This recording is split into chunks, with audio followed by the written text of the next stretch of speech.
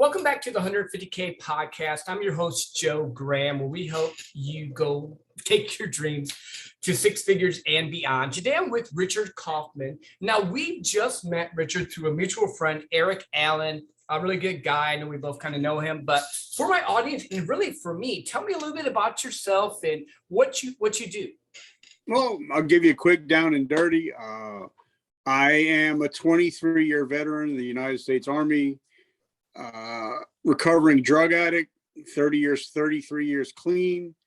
Congrats. 80% blind. So if you guys can see me, I can't see you. But and now everything that I've been through from the drug addiction to alcoholism, homelessness, being thrown out of the military for the first time and then getting back in and getting hurt on duty. Now I host a podcast that's a top rated podcast. I think we're in the top 1% of the world right now. Nice. To where we talk to 6, 7, 8, 9 figure earners, and we talk to anybody that has an amazing story that has been through hell and has come back. And that's what I'm all about. I'm all about helping people struggle if they're struggling in life or in business, because especially now with COVID, a lot of people had to pivot or shut their businesses down. So now that's why I mostly have those gentlemen on, like John Lee Dumas and people like that, to where they can help people that are struggling with their business take it to the next level. No, that's awesome. I appreciate that. First, thank you for your service. I commend you there. And that's a cool story. So let's dig into your story a little bit. So okay. You said you've been 33 years clean from drug addiction. Did I hear correctly? Yeah, I got clean at the age of 20.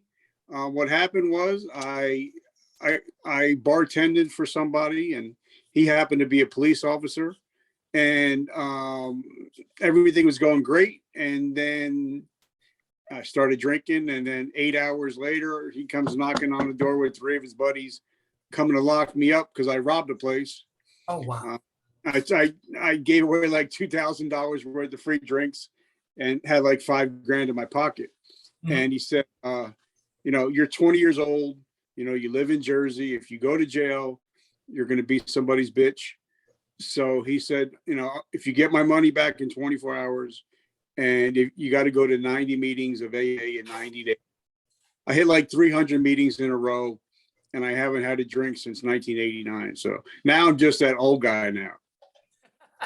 No, but that's good, because I think sometimes things happen for us. Like, that was not a fun experience, I'm sure, but it's gotten you to the person you are today with doing the podcast, with helping people, and all with that. So what, because you said with your podcast that you talk to six-figure earners, and this is kind of the 150K podcast. We talk about a lot of different ways to, design the life you want. So it's not just about making money. Making money is a byproduct. Give us some examples of how you help people, because I like you said, you talk about people about their stories and all. What would have been some things that have stood out to you with like the people that have bettered their lives or have hit their dreams? Well, I mean, just for instance, I'm not a big name dropper because it really doesn't matter in the grand scheme of life. But, my friend John Lee Dumas, everybody knows JLD, gets 1 million downloads a month. He generates $150,000 a month. Yeah. But most people don't know that he was a tank commander in Iraq, and he lost 4 of his guys. And he went through some serious depression and PTSD, and he had to come back from that. So he actually told his story about how he came back. And when he got out of the military, he just couldn't find his niche. He couldn't find what his passion was until he found podcasting. And then now all of a sudden he's the big dog that he is. But it all became to that pivoting to that, today I decide making a decision to change and not being the same person, that you were, and going to be the person that you want to be. And so let's talk a little bit more on that, because a lot of people want to change, but maybe they don't know how to change, or maybe they've tried and they failed. So like if I came to you and said, hey, Richard, you know what? I'm just dealing with this stuff and I need to change. What would be some steps or some ideas you would give me to move forward with that? Well, first I would tell you my come to Jesus moment story. And if you don't mind me telling it real Please quick, do. Yeah, because it's who I am today and what made me today. A little backdrop, where I'm sitting right now, if I go out on my front porch, I'm overlooking the Twin Towers where they once stood. And this is where I grew up, and we all knew people that were in the towers that day. And I was in the military, about to be thrown out for the second time for being an asshole, not being a drunk, but being an asshole. And something broke in me that day. And I actually cried out to the Lord. I said, Lord, give me another chance so I can help people that can't help themselves. And that's when my whole life started over again. But for me, the three most important words in the English language are today I decide. Because once you make a decision, then all you have to do is act upon it. And a lot of people just are afraid to make that decision. Everybody's ran over a squirrel. And the reason why most squirrels get run over is because they don't make a decision. Instead of going left or going right, they sit there and they get ran over. Yeah. So I think a lot of people are afraid to make a decision, because then they know once I make that decision, I got to act upon it. So if you came to me and said, Rich, I'm tired of, sick and tired. Well, is your pain enough to cause you to change, or are you just going to stay in the pain? Yeah. Because if your pain is not painful enough, you're not going to move. There's no reason for you to move. So that's when you just got to make that decision. I'm sick and tired of being sick and tired. And then next thing I would say is, find a mentor. Find the people somebody that you want to be. Not exactly, but somebody you want to pattern. You want what they have, and definitely start, devouring whatever they're doing. You know what I mean? So for me, I wanted to be, Ed Milet is my biggest mentor. I always wanted, that's my goal is to have a show like Ed Milet or John Lee. So the first year or two, I just devoured everything, because then eventually you'll start, they say, Jim Rohn says you are the average of the 5 people you hang out with the most, and your mind doesn't know the difference, whether they're there physically right or just in your ear. Yes. So a lot of time is just, you got to start finding different friends, or what I say, sometimes you got to do some subtraction and start getting rid of some negative people in your life. Yeah. Oh no, So, 100%. Yeah. So that's what I would say. The first 2 things are, where do you want to go? And then, like John Lee talked to me, he taught me, and something, I've had 380 episodes, and I just found out who my avatar was last month. Wow. Because he says, went from his books, he said, you got to go an inch wide, but you got to go a mile deep. Because, if you're talking to everybody, you're talking to nobody. Yeah. And even though I had 300 episodes, I only had like 7,000 downloads. And in the last 30 days, we've had 100,000 downloads. Because and you it's hit all that part. Yeah. Because I know who I'm talking to. I know my people now. I know who, and I actually gave a name to the guy who my avatar is. So that makes it more real. Whatever I do, like before I came on here, I prayed. I said, Lord, let me be able to touch somebody that's listening, and help me help Craig. You know what I mean? So it puts a face to it, so it knows that I'm just not talking to anybody. I love that. Like, you just dropped a ton of wisdom there. So I'm going to kind of recap what you said, and maybe we'll dig in a little bit deeper. So we'll just go right from there. You mentioned Craig. So I'm assuming Craig is your avatar. That's the person that you want to impact. You feel your podcast, your thing impacts. You said something that was really important. Your faith matters. Your faith is what's brought you through the whole thing. The other thing you said that I really liked was the people you surround yourself with. And you don't have to be in the same room as them right now. But like, you can listen to the Ed Milets, the whoever it is that you want to be with, and then getting around people that will lift you up. All those are huge and like key things that I think people just miss. Like, so let's go to faith first, because you touched on that, and I'm a Christian as well. I'm a man of faith. I like that. How important has that been guiding you through like this whole journey you've called life? Well, the first one I ever remember faith is, like I said, I lived here in New Jersey, and one year, 1977, I think it was, Jimmy Swagger came here, and my mother took me to Giant Stadium, and that was the first time I ever heard anything about faith. And then, I kind of veered off until I met a guy named Nicky Cruz. I know who that is. He kind of Teen Challenge kind of changed my ways of thinking. Yep. So, but then it seems like, like even like when I got hurt on duty, I never wore my helmet except for that day. I believe that God kept me around for a reason. And I think that, when I wake up every morning and my eyes open, I say, Lord, whatever you want, I'm going to do. I'm going to follow whatever you want. So I'm your vessel. I'm willing to put in the work, but, you're in charge of the results. So I think faith, for me, faith has a lot to do with it because, there is a God in my eyes and I'm not him. Yes. So, no, I'm with you. And I think it plays a lot. And like people may use different terms about it, but it's still the same thing. It's, what is it that's going to be your moral compass? What is that's going to drive you forward when it gets hard, when it gets tough? And then you also mentioned being like Ed Milet as well, and the other person you mentioned.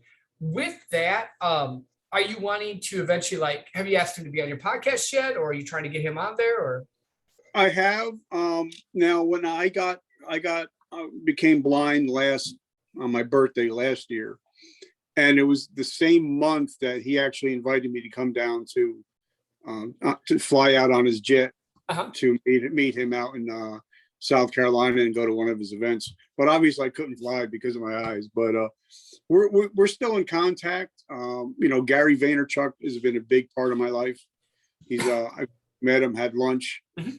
He's the one that actually started the whole comeback coach thing. So it's Gary's fault.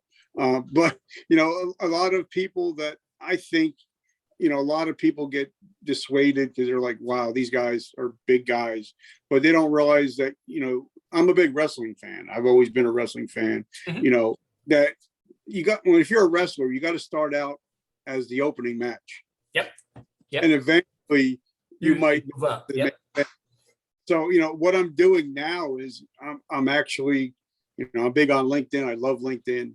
I got over 25,000 connections, but I'm slowly building myself. My friends are their friends. So it's kind of like I'm kind of just getting into that circle to where, having people like John Lee Dumas, Miss Sharon Lecter's coming on next week, having people like that because then nobody wants to go cold. Ed Milet's going to just not go on anybody's show. But once they say, wait a minute, you're friends with, JLD, you're friends with Tony Watley, then it starts to move. But a lot of people think, they think I'm going to become successful quick. And that's why the average podcast doesn't last past 13 episodes. Yeah, I found that out. It's actually kind of interesting because I think you're going to be episode 44. 47. Yeah. I have a few that are already done. I do them a little bit ahead of time. That way I can get them moving forward. Well, just so you know, I listened to 16 episodes before I'm on. Nice. So your numbers should start going a little bit. I appreciate that. I do. Because I want to know, the way you talk, and I think it's important if you're going to be on somebody's show to at least get to know them and what their style is like. And a lot of people, when they get on the show, sometimes it's like crickets. You're like, oh my God, is it ever going to end? And then some shows you're just like shooting the shit for an hour, Yeah. And I love those shows. Like if you listen to any of the first 10, they were more scripted. And then after that, they started getting better. And now it's just more organic. Cause like in the beginning, I was new. I didn't know what I was doing. And I'm just like going to town. And then now I'm like, oh, you know what? I'm just going to have conversations with people and see where it goes. Like my show, it's going to be like two friends having a cup of coffee. So nobody ever brings a question to their friends when they're going to have a cup of coffee, right? Not at all. So that, and everything flows easily because you never know where it's going to go. Yeah. Yeah, no, I like that. But you did mention something else here again, and I liked it. You mentioned about some of the people that you surround yourself with and the connections that you make. Like when you mentioned Sharon Lecter, I have a relationship, a slight one with Greg Reed. So like, there's always this weird interacting connections and the thing I think a lot of people forget is there are people like me and you. They may be more successful than we are right now, and they've done a lot of stuff. So I'm not taking that away from them. But if you're sitting there having a cup of coffee with them, like you said, if you treat them like normal people, it's gonna work. It's gonna be fine. It's when you're like, Richard, can I ask you that doesn't work. Well, for me, what I think of is, because like I knew I was going to be interviewing Sharon, because Rich Dad Poor Dad was the first financial book I ever bought. So, and I've always been in awe of her and Robert. But knowing that she just had a book came out in 2019 with Greg Reed, I wanted to make sure that I purchased it, read it, so I know what when we start talking, they know that I'm taking an interest in what they're doing.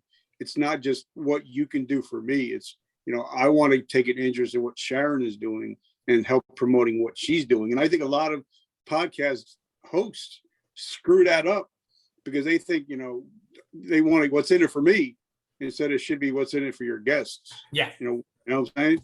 Yeah, no, that makes sense. It makes perfect sense because the more you can get into the world and talk to them about things that they love, the more that they are going to bring value to your podcast. But you also just gave a little key thing I think that a lot of people forget. If you're able to reach out to people and touch them and impact the world and connect with them in a way, they're more likely to come on your podcast. So, I mean, you had hit like twofold right there. Like, I know the reason you came on my podcast is because me and Eric and you and Eric are friends. That was a referral reference type of thing, which is great. And now we're friends. Yeah. Yep. Now it just grows. It just blossoms. Yeah. And it just builds, which is awesome. So let me ask you this, because I know when we were talking beforehand, you said that you wear a hat on every podcast you go on. Yep, or else I will not wear it. I will not go on the show. Not because I'm bald, obviously, but I've actually been invited on the top 5 podcasts in the world. They said, you got to wear a shirt and tie. And I was like, all right, well, guess I can't do it. The reason why I did it, once I started my foray into helping people, which was about 6, now it's about almost 7 years. Me and my wife, my bride, I love my bride. She's my best friend. We went out for dinner and we went to go see American Sniper. Mm-hmm. And the movie really hit me hard. And I actually sat in the back of the movie theater and cried. And Chris's story got me so emotional. When I got home, I got in touch with Chris's wife. And I said, your husband, he was a great soldier. Yeah, he was a great sniper and all that. But he gave his life to help somebody struggling with PTSD. Mm-hmm. So from now on, any show I go on, I'm going to wear a hat in honor of Chris. And I'm going to talk about him. But also the reason why I wear it and I talk about it, because I want people to know that if you're out there, there are people like Chris, people like myself, that are willing to take bullets for you if we have to, until you get strong enough. So just let people know that you're never alone. There are people out there that are willing to help you and take the arrows for you until you can get strong again.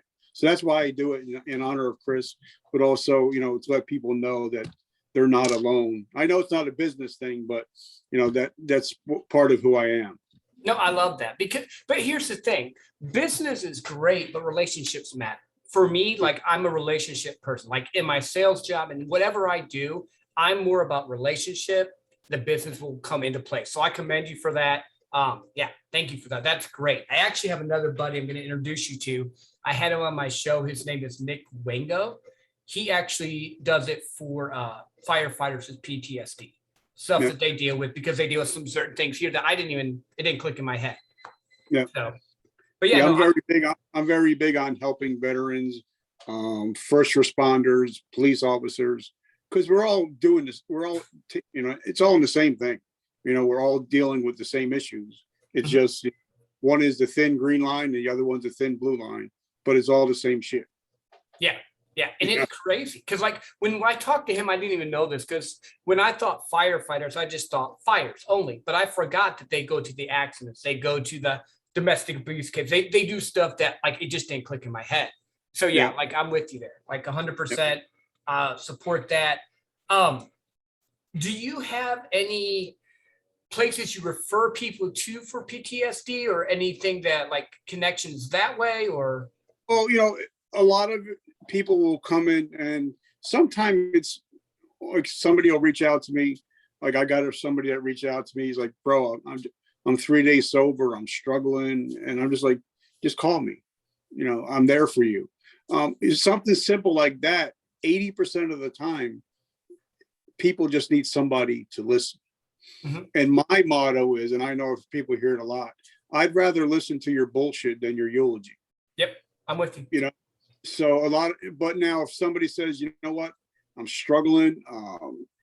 I want to attempt I'm thinking about attempting suicide. That's when I'll find somebody in their area and get them up to wherever they need to go. But 80% of the time, it's just somebody saying, I'm lonely. I need somebody to talk to. And it's hard for me to talk to a civilian because they never picked up that weapon. Right. And for me, all the people that I've talked to now, over 300 episodes, when an adult acts out, it's usually because of trauma from a childhood. And then you add military and alcohol to the mix. And now all of a sudden it becomes the perfect storm. Yeah. And nobody tells you how to get out of the perfect storm unless they've been there. So I'm that kind of guy that's willing to reach down there and help pull you out of the perfect storm. I don't BS anybody. If I don't know somebody, if I don't have the answer, I'll find somebody that's got the answer. No, that's perfect. I love that. I think that's important in business and life and whatever you do. If you don't have the answer, refer them to someone that does. I mean, that makes perfect sense. So what is the name of your podcast? Because like I always put this in the middle. I hate doing it at the end when people drop off. But what is the name of your podcast and where can people find you? Well, now I am a low-tech redneck, so I'm just going to let you know that. I started a podcast. It was called Success Your Why, Powers Your How. Never thought about getting it on iTunes until I had like 250 episodes. And then they're like, there's no way we're going to put you back on. So I had to start a new podcast. So I think I'm 89 episodes in. Mm-hmm. It's called Vertical Momentum Resiliency Podcast. And it has, for people that are struggling in life and in business, because some people, might be struggling in business, but their life is good. Or some people might be struggling in life, but they're crushing it in business. So it kind of helps everybody. And I have everybody on there from athletes to psychologists, doctors, you name it. And I've had them on there because you'll never know who is struggling. And 80% of the people are struggling with things that we don't even know about. So it's nice for them to be able to go to a show. Like I did a show today about people that were struggling with cancer. Mm-hmm. Because you don't know what anybody's going through. So for me, it's resiliency can go, like I said, in life and in business. And usually if business is suffering, they're suffering in their personal life too. Yeah. So it all goes together. You know what I mean? Success for people that are successful, they're usually successful in their life. They're successful in their marriages, their kids, and business. Because usually if you fail at the life part, you're pretty much going to screw up the business part somewhere down the road. So that's it's called Vertical Momentum Resiliency Podcast. No, that's perfect. That's perfect. So let's talk a little bit more about relationship. You mentioned you have a wife and all. How long have you been married? Married 12 years, but we've known each other since 1986. Oh, wow. So she was my first girlfriend. Very cool. She knew me when I was a wild child. She knew me when I was a 16-year-old alcoholic. And now she knows me, now that I'm sober and we got 3 beautiful children now. So she's my everything. And she literally has my blind side because when we walk together, I can't see it in my right eye. So she always walks on my right side. So she literally has my blind side. Wow. No, that's very cool. That's very cool. I've been married 20 years. So to my high school sweetheart, pretty much. Well, my youth group sweetheart, because I met her at church. I didn't meet her at school, but yeah, no, I love that. There you go. I See? love that. And you said you have 3 kids. Yep, I got a 7. Actually, he's 19. He's actually kicking butt at Coastal Carolina. I got a 17-year-old, a 16-year-old boy who turned 17 in January. He's on the what is it? The honor roll. I mean, he's on like the dean's list. And then I got a 9-year-old baby girl. So she's keeping me. She's hell on wheels. So she's keeping me on my toes. That's awesome. We're similar. So like I have a 19-year-old daughter who's in college. I have a 16-year-old son and then a 7-year-old daughter. So see, we're right there. We are like pretty close. But I've not served in the military. That I have not done. I've done other stuff, but not that. Yeah, we're definitely going to talk about that on that. We're going to dig deep in your past. But today's about you. No. Well, they call me the Joe Rogan of GI Joes. So nice. I like Rogan. I like GI Joe too. Yeah. So let me ask you this. You've been around a lot of successful people and you've helped people out. How did you even switch the podcast? Because you said you weren't even in the podcast. Like you had a podcast, but you really weren't doing it like on iTunes and all that. What made you make that shift?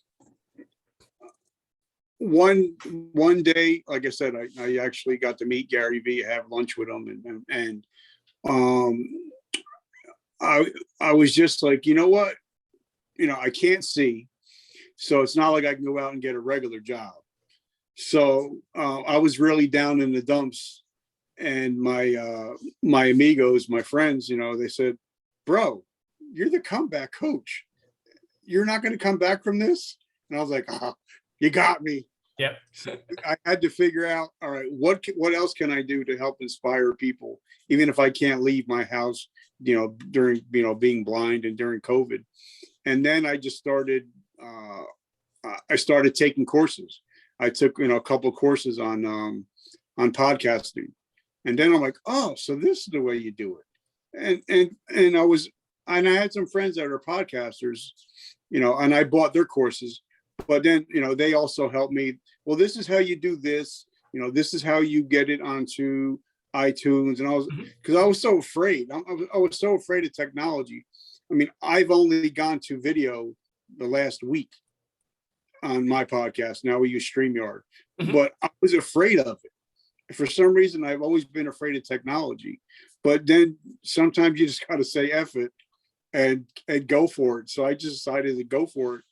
And then it kind of started just growing and, getting sponsors. I got like 20 sponsors on the show, and it just kept growing and growing and growing to where now it's becoming, I'm praying every day, we have, like you said, we've had 120,000, downloads. And I keep saying, Lord, just let me get in one more person's ear.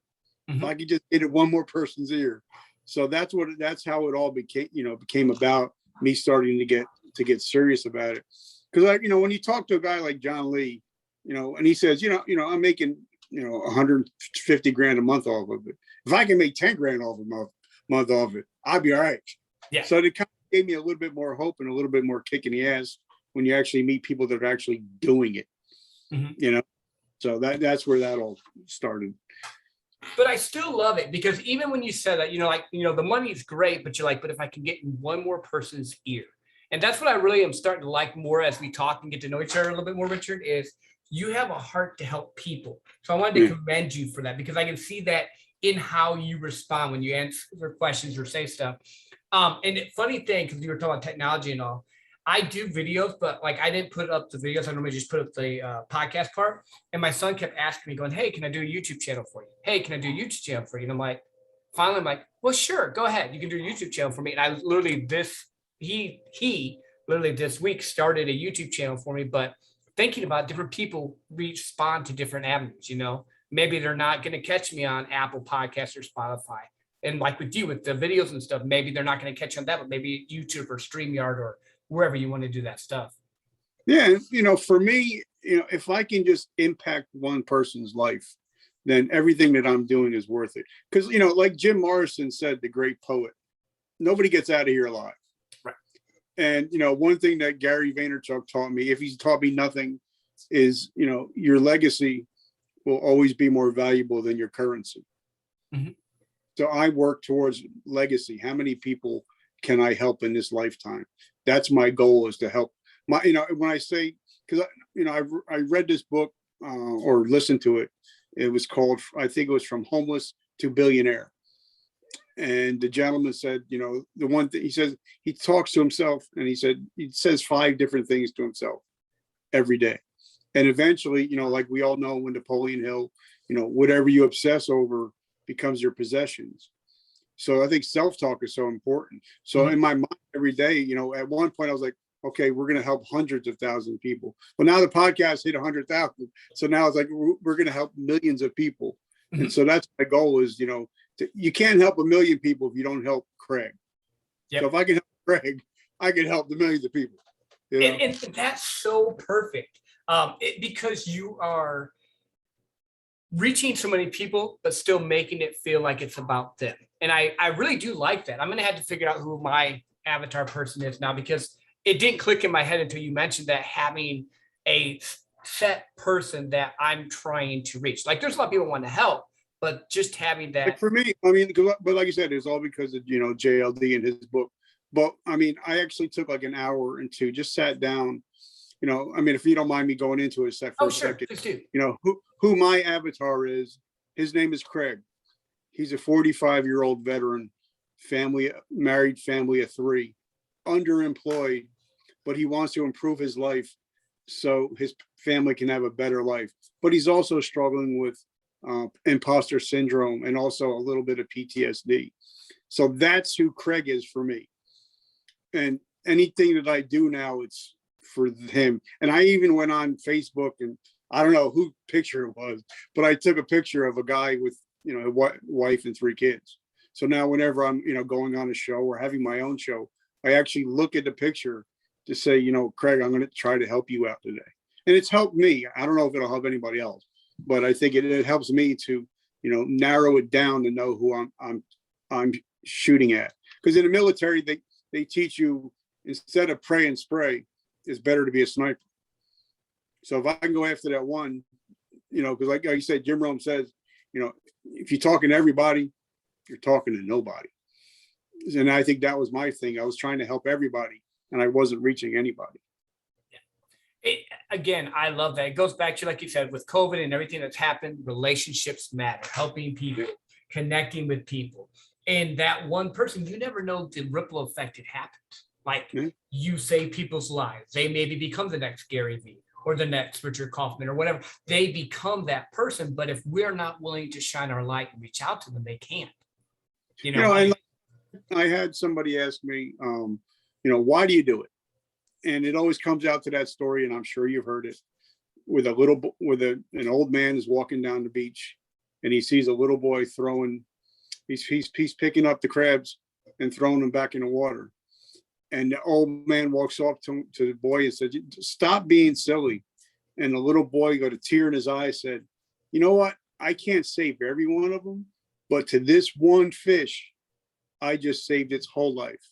I changed its whole life because of this one fish. So I can't save them all, but if I can save one, then we're going to change the world." Yeah. And that's what it's about. That's the thing I think most people, if they could grasp on that, would be so much happier. Because if you can just change one life with your gifts, with your talents, you don't have to be Joe Graham. You don't have to be Gary Vee. You don't have to be anyone else. You have to just be you and be who you're called to be and touch who you're supposed to touch. Yeah, I love that story, man.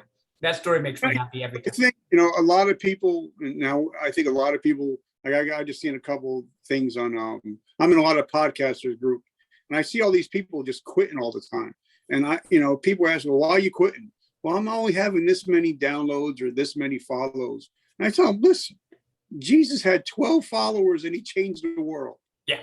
So don't worry about how many followers you have, how many downloads you get. If you just get that one person that listens to your episode every day or every week, then you're successful.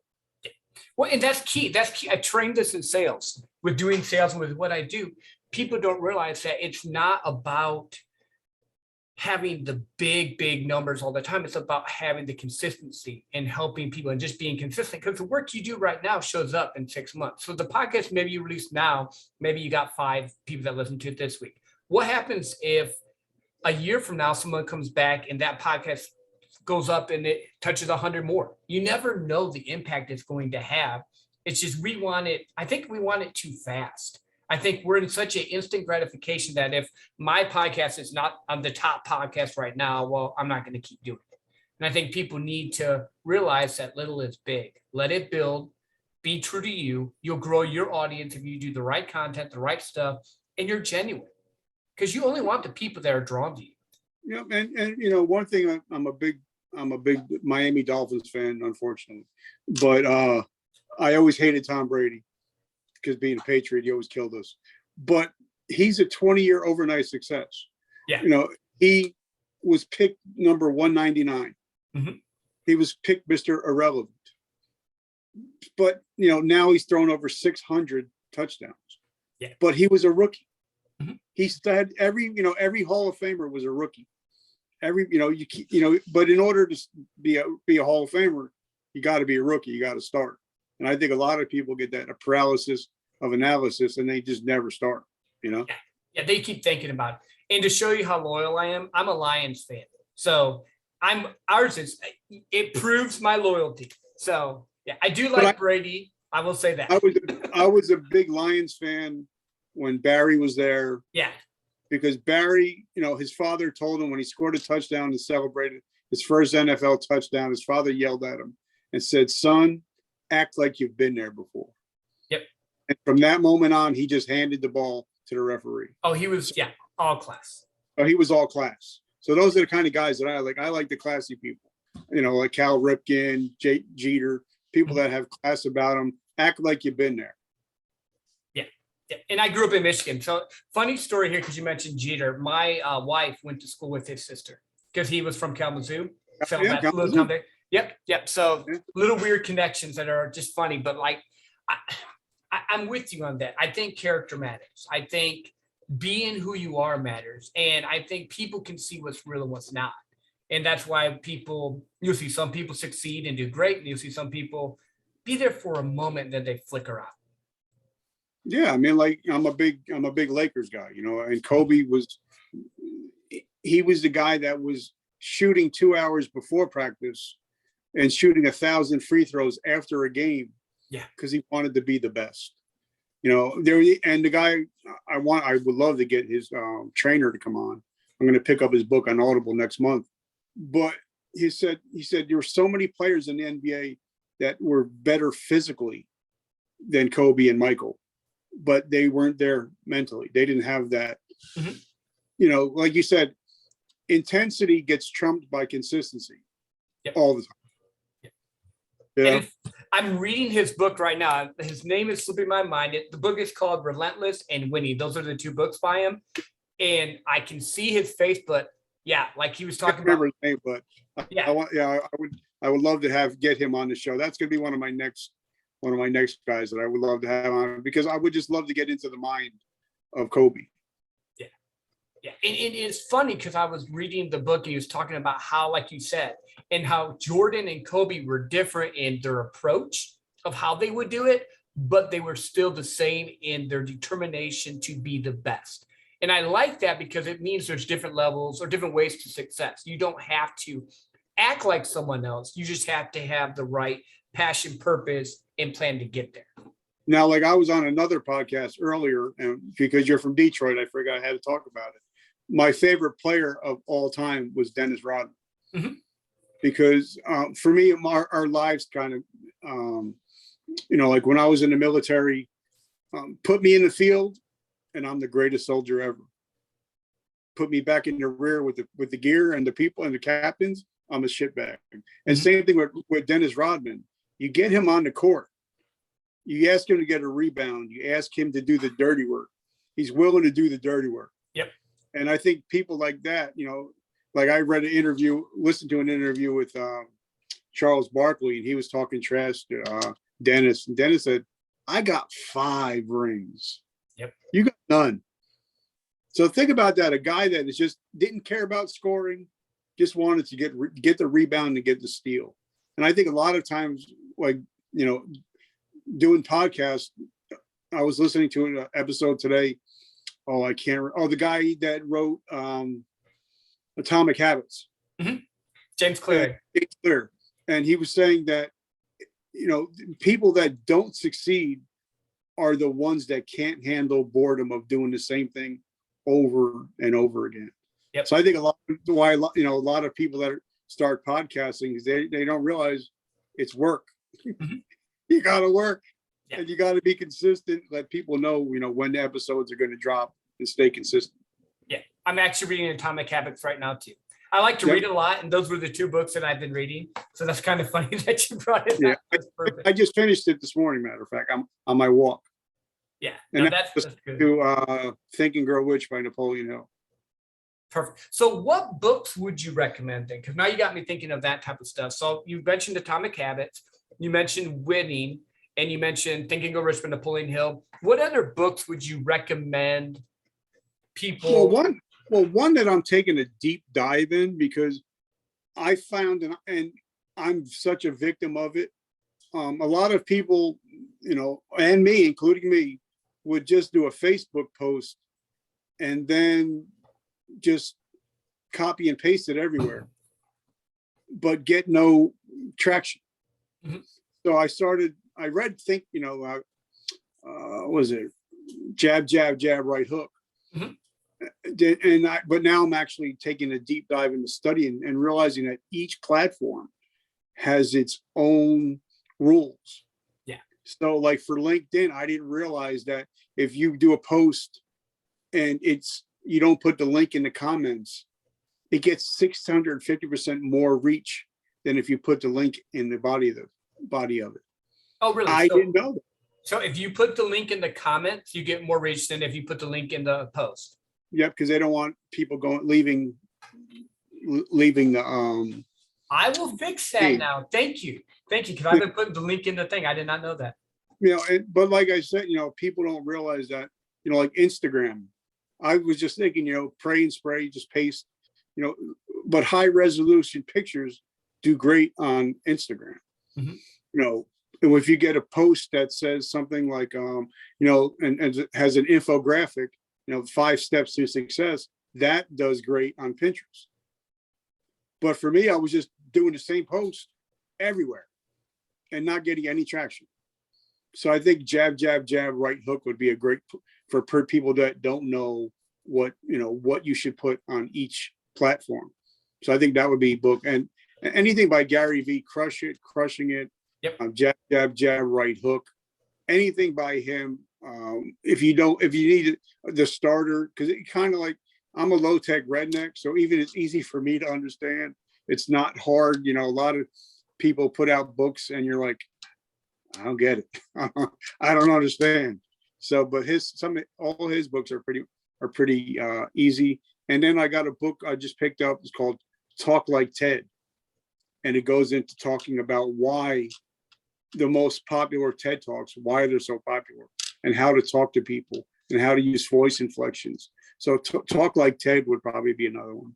No, that's good. I've read some of Gary's. I've not read Talk Like Ted. I've read Crushing It. I have not read Jab, Jab, Jab, Right Hook. But I followed a lot of Gary's stuff. His stuff's good. Yeah.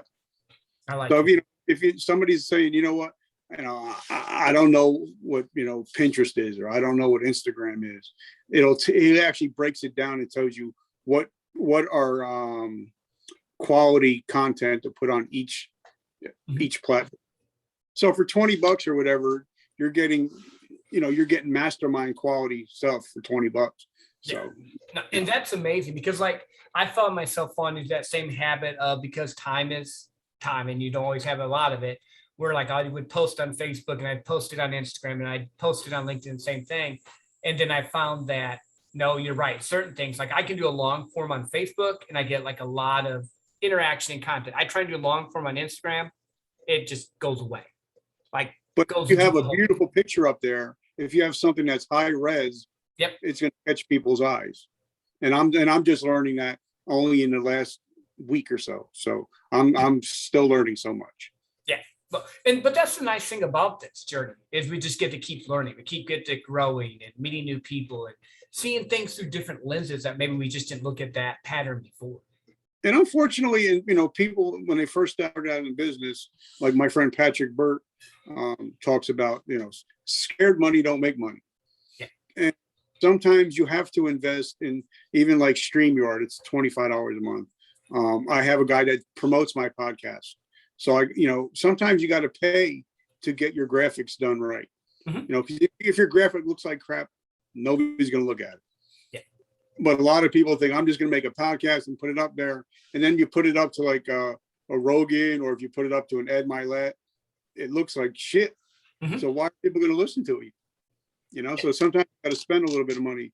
You don't have to break the bank. I think you could start off starting a successful podcast for less than $200 a month. And that's including,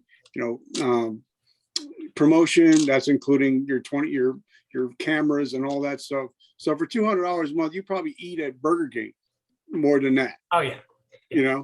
And you don't have to have the biggest, like I only have an iPhone.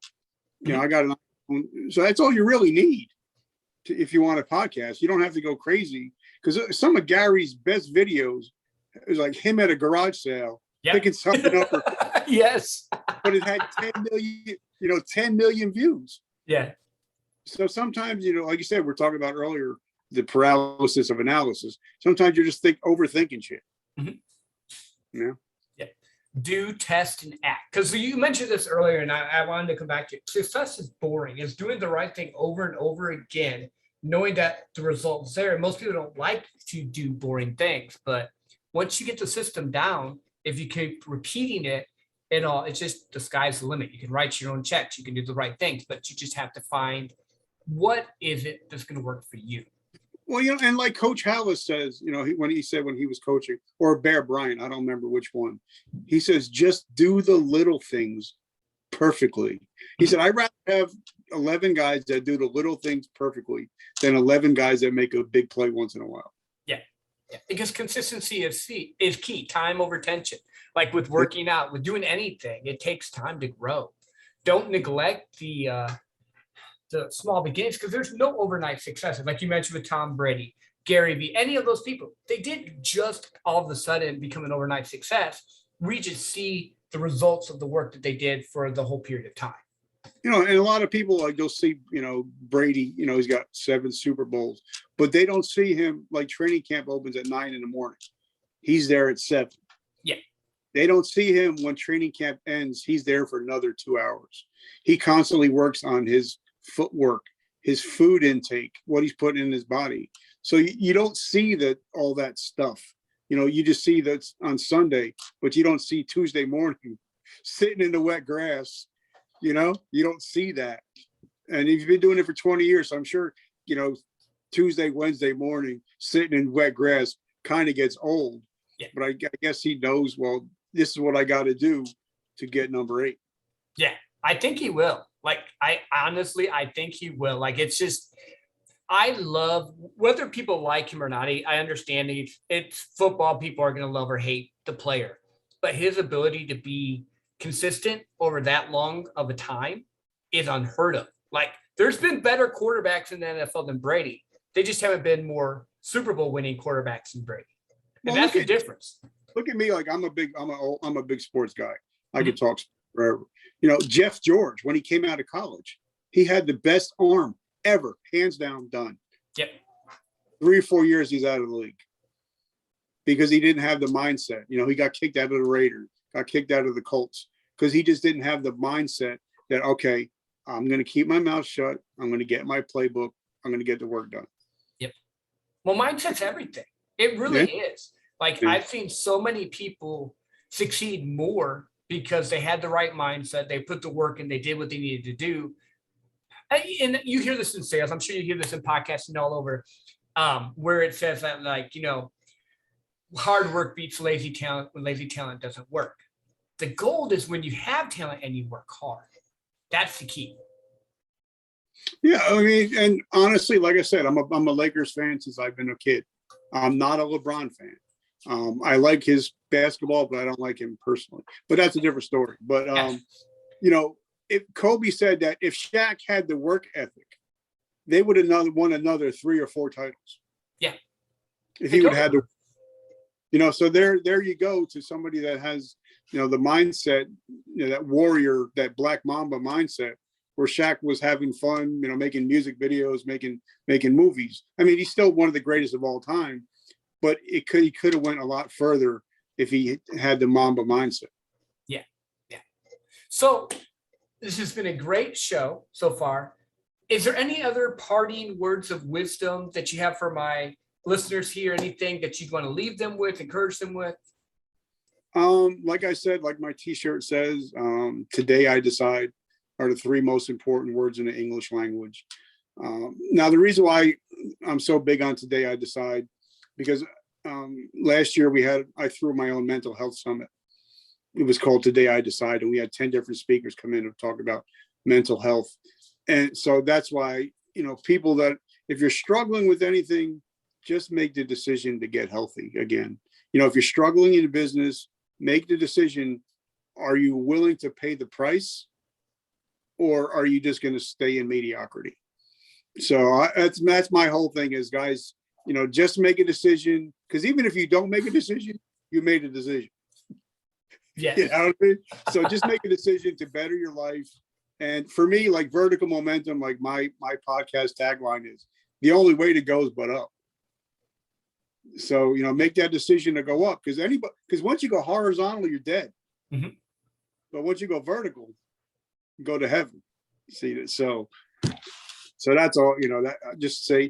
And also the only other thing I would say is, somebody asked me on a podcast, if somebody asked me when I was 18 years old, what would I say to myself? And it would just be humble and be teachable. Because those 2 things, you'll succeed so much in life if you're just humble and teachable. I love that. Richard, thank you again for being on my show. I super appreciate getting to know you. I'm definitely going to be checking your podcast out soon. And for everyone listening, please go like, share, and send this out to someone that could hear and need to listen to this, that it could help them. And until next time, have an awesome night. Thank you so much. Thank you so much for having me.